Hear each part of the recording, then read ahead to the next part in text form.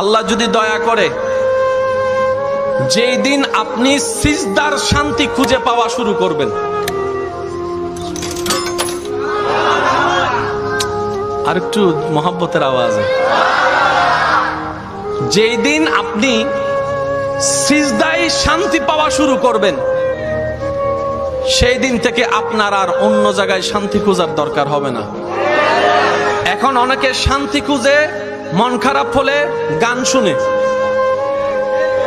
জোরে বলেন না, কিন্তু এক গান আজীবন ভালো লাগে। অনেকে মুভি দেখে, এক মুভি বারবার দেখতে ভালো লাগে। অনেকে ফোনে কথা বলে, কিন্তু আবার 3-4 ঘন্টা কথা বলতে ভালো লাগে, কানটা পর্যন্ত গরম হয়ে যায়। একটু জোরে বলেন না রে ভাই। অনেকে মন খারাপ হলে বিভিন্ন জায়গায় ভ্রমণ করতে যায়, কিন্তু সেই জায়গাগুলো এক সময় আর ভালো লাগা কাজ করে।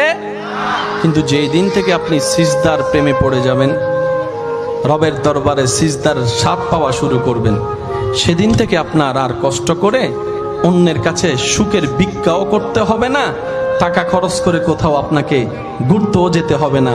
যখনই মন খারাপ হবে, যাই নামাজটা বিছিয়ে রবের দরবারে সিজদায় পড়ে যাবেন, কপালটা আপনার মাটিতে লাগবে, নাকটা মাটিতে লাগবে, মুখে থাকবে সুবহানা রব্বিয়াল আলা।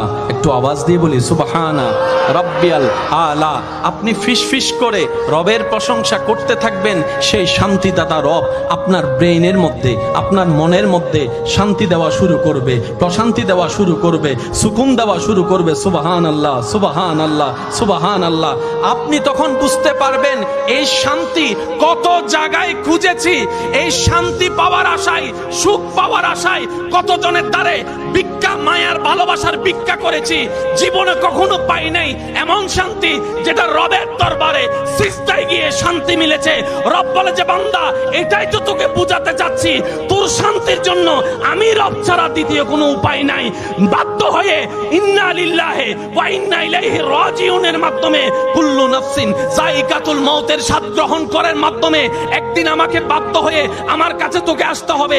সে আসার আগেই দিল থেকে আমার কাছে চলে আয়, তোর জন্য দুনিয়াও শান্তির বানাই দিব, কবর হাসরও শান্তির বানাই দিব। সুবহান। আমায়ে কেরাম এবং বাবা, দাদা, নানার বয়সী যারা আছেন, ওনাদের দোয়াকে মাথার উপর ছাদ বালিয়ে দুই একটা কথা বলার চেষ্টা করব। আল্লাহ পাক আপনাকে, আমাকে, আমাদের সবাইকে আমল করার তৌফিক দান করুন। আমি দিল থেকে বলার সর্বোচ্চ চেষ্টা করব, আপনারা দিল থেকে শোনার সর্বোচ্চ চেষ্টা করবেন। কারণ কি জানেন, কানের শোনা কথা কান দিয়ে বের হয়ে যায়। সেজন্য স্যারে কি পড়াইছে কিচ্ছু মনে নাই। সত্য